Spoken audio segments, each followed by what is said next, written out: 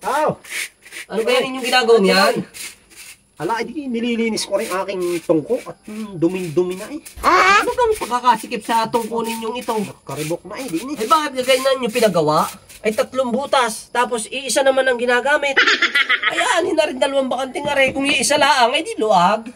Ay, alam mo ka, Otoy, sabi ng mga matatanda, ito na may mga sinaunang kasabihan. Kung ikaw ay gagawa ng tungkong ganito sa kahoy, laging 3 butas.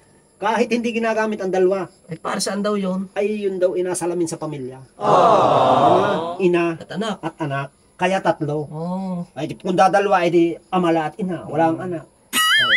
At saka kung mapapansin mo dito sa atin, lahat ng tungko dito, mga tungko sa kahoy, nakaayon sa agos ng tubig. Ngayon pala Wala yun. ka makikitang balagbag, pasalungat. Ay Lahat bakit daw? ay ayon.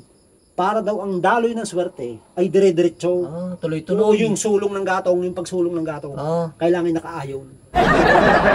Ayun naman, gayong pamahin hindi na uso sa ngayon eh. Kita ninyo ang gasol.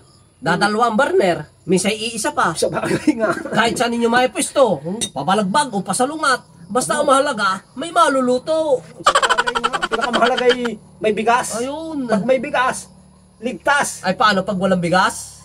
Ay di, Utas! utas.